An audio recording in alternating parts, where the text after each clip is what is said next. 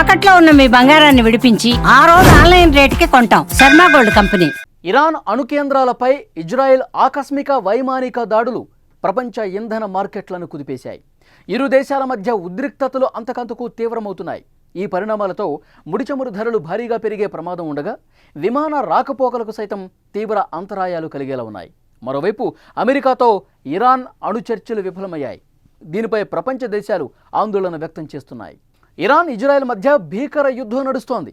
Israel చేపట్టిన operation lion తర్వాత Iran ప్రతీకార దాడులు చేయడంతో భయానక వాతావరణం ఉంది. ఈ దాడుల ప్రభావం వల్ల ముడి చమురు ధరలు భారీగా పెరగనున్నాయి.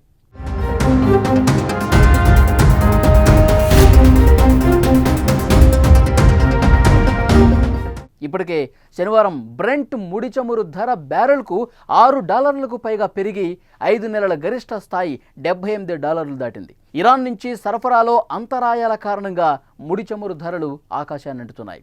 దీంతో డీజిల్, పెట్రోల్ ధరలు భారీగా పెరిగే అవకాశం ఉందని అంచనా వేస్తున్నారు.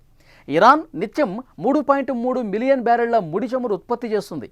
1.5 మిలియన్ బ్యారెళ్లను ఎగుమతి చేస్తుంది. భారత్లో చమురు వినియోగం ఎక్కువగానే ఉంటుంది. ఈ యుద్ధం భారత్పై తీవ్ర ప్రభావం చూపిస్తుందని నిపుణులు చెప్తున్నారు. ఇదిలా ఉంటే ఇజ్రాయెల్ దాడుల తర్వాత ఇరాన్, ఇజ్రాయెల్, ఇరాక్, జోర్డాన్ తమ వాయు మార్గాలను మూసివేశాయి.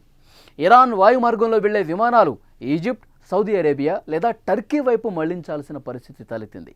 దీనివల్ల ఐరోపా, ఆసియా విమాన మార్గాల్లో తీవ్ర అంతరాయం కలుగుతోంది. దీంతో విమాన ఖర్చులు భారీగా పెరిగే అవకాశం కూడా ఉందని నిపుణులు చెప్తున్నారు. భారత్లో కూడా విమాన ప్రయాణాల ఖర్చులు పెరిగే అవకాశం ఉన్నట్టు తెలుస్తోంది. రష్యా, ఉక్రెయిన్, ఇజ్రాయెల్, గాజా మధ్య ఘర్షణలతో ఇప్పటికే భారంగా ఉన్న విమానయాన పరిశ్రమ ప్రస్తుతం ఇరాన్, ఇజ్రాయెల్ మధ్య జరుగుతున్నటువంటి వారితో ఇది మరింత భారమయ్యే అవకాశమే ఉందని నిపుణులు చెప్తున్నారు.